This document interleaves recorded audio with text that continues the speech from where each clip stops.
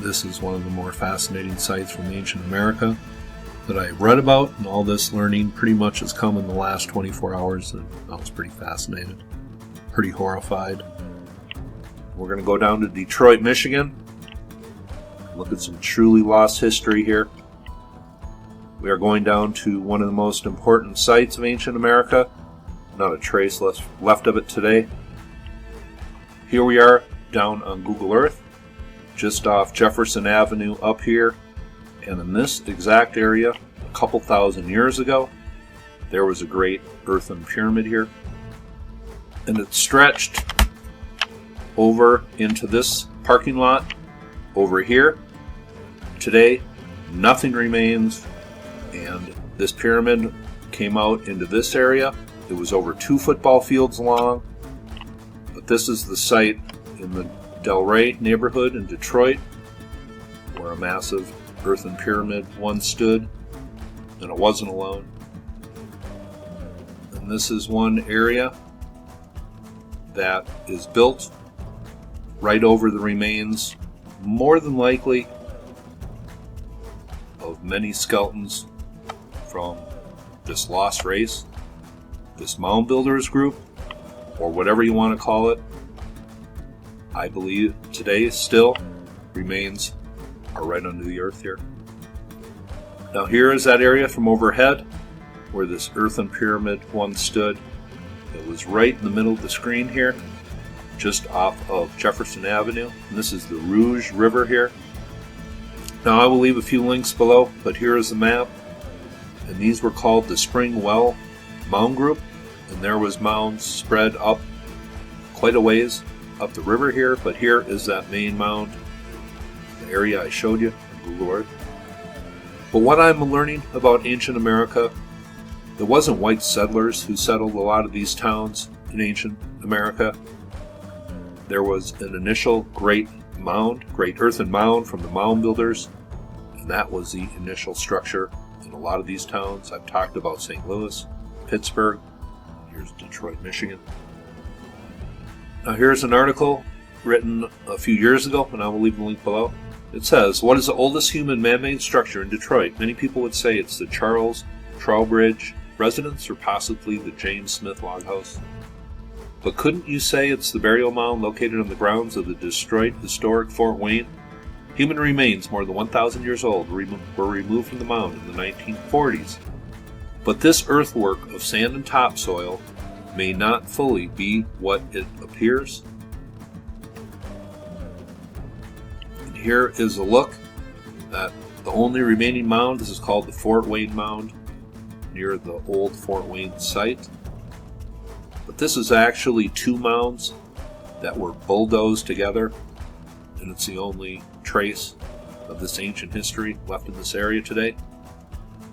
It says the monument of Fort Wayne was not alone. Before the 19th century, it was only one of several burial mounds built on a large sand hill that used to lie just north of the confluence of the Detroit and the Rouge rivers. The hill was about 300 yards wide, nearly 3/4 of a mile long, and rose 20 feet above the shore. The French called this area Belle Fontaine because of the abundant freshwater springs that gushed from the side of the hill. The British called it Spring Wells. The name was retained by the Americans when the area was incorporated as the Spring Wells Township in 1818. At least 3 burial mounds were built on the sand hill at Spring Wells. Farthest to the southwest was the Fort Wayne Mound. On the northeast end was the Copper Works Mound, so called because it was adjacent to a copper smelting operation. It says northwest of the Great Sand Hill was Carson's Mound, also called the Circular Mound. It says southwest of the Sand Hill was a mysterious circular enclosure called the Spring Wells Earthwork. Near the north bank of the Rouge River, about 1/2 mile from the shore of the Detroit River, was the Great Mound of River Rouge. Here's a diagram of a massive circular earthwork located where Detroit is located now today, very near the mound site. This is just southwest of the mound site, and I am assuming it's on this, what is called Zug Island here. I think that is where it is located today. Today, obviously, will be much different than it did a couple thousand years ago.